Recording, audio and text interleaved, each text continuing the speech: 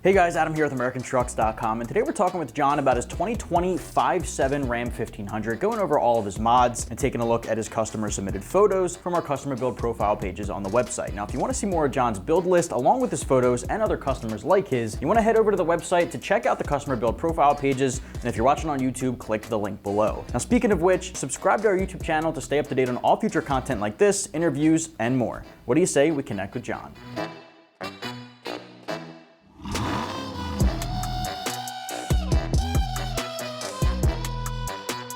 Hey John, how's it going?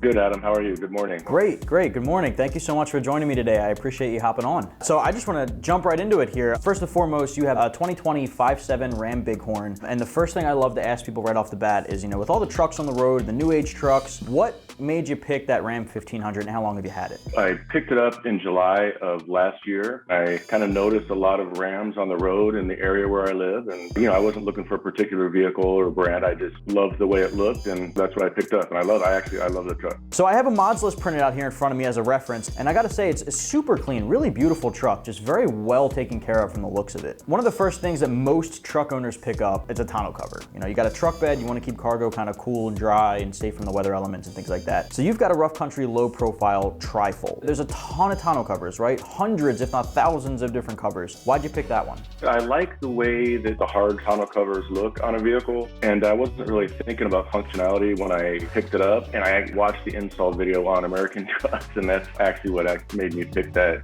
cover. But after I bought it, I realized how nice it was that I could keep things in the bed of the truck and it's locked down, and that's why I bought the bed mat too, because it kept things from sliding around inside the truck. So it was actually, I just bought it for aesthetics, but then it ended up being functional as well, which is great.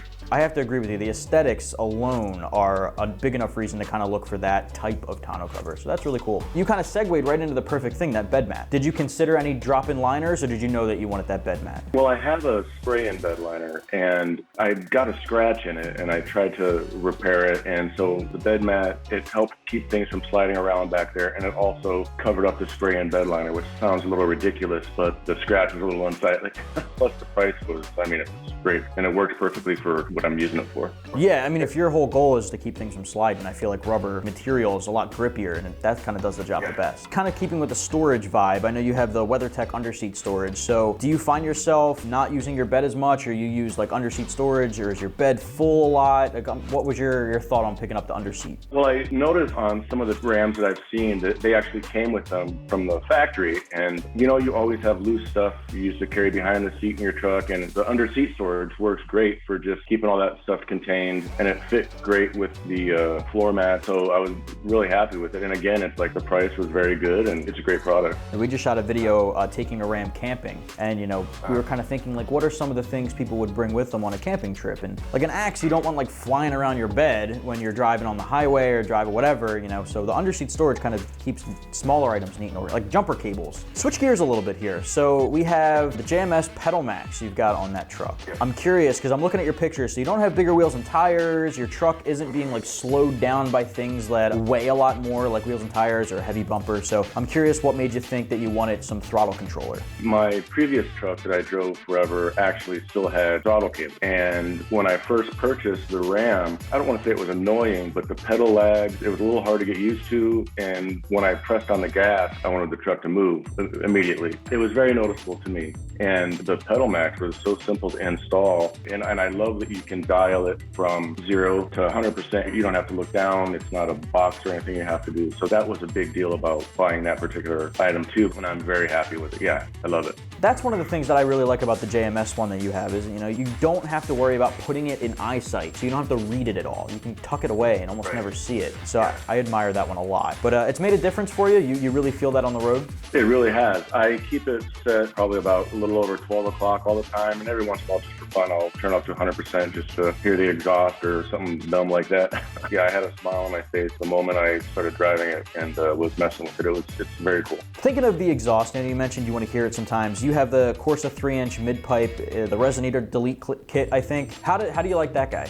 I like it. I didn't realize when the factory put on the catback that there remained a mid-pipe between the catback and the exhaust manifold. So when I realized that, that's the first thing I did, and I just went online and found that part, and it was super easy to install, and the resonator is gone. So I don't know how much it affected the tone,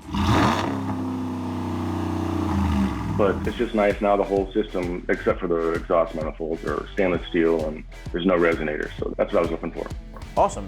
Have you thought about upgrading the rest of the system, or you're good with that? Yeah, I was thinking about, there's some shorty headers on the site that I think would be really cool. And again, I don't know what gains I'm getting from any of this. I'm just having fun upgrading stuff when I can, and I like the sound. Like I said, I drove my previous truck for 20 years. I'm going to drive this truck for 20 years. So that's kind of one of the things on the horizon of my future mods list, I guess. Last thing I like to ask is, you're one of the few people I've talked to that have openly admitted that you would like to keep your truck for 20 years. I don't have the patience to keep anything for 20 years, except for my wife.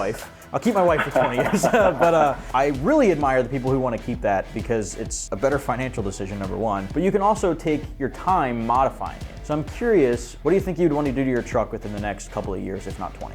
Wheels and tires, I'm certainly I've just got about 12,000 miles on the truck now, so I've got a little bit of time to think about it, but I'm not sure if I want to level the front and put all-terrain tires on it, or if I want to lower the back and just leave the street tires on it. So I've got some time to think, because I like both looks. I think I've seen them around, and by now there's lots of 5th-gen Rams driving around, just like there's a lot of Fords driving around where you can see what different tires and different rims look like. So I don't know yet if I'll raise the front or lower the back, but I do know that the rims will be black. I don't really want any chrome on the truck. So like I said, I got some time to think, and I may change my mind, but that was just my opinion on the wheels and tires. Listen, John, I really appreciate you taking the time to hop on here with me. It's always a pleasure to have a conversation with another fellow enthusiast. So I'm glad to hear that you're going to keep your truck for a while, and I'm excited to see what you do with it. I appreciate it. Thank you, Adam. That's going to wrap up this interview here. We just spoke with John about his 2020 5.7 Ram 1500. And if you want to see more of his mods list and his photos and other customers like his to hopefully get inspired about things that you can do to your own Ram in the future, you want to check out his or other customers' customer build profile pages on the website. And of course, if you're watching on YouTube, click the link below. Now, before we get going, subscribe to that YouTube channel to stay up to date on all future interviews, product reviews, install walkthroughs, and more. Keep it right here at AmericanTrucks.com.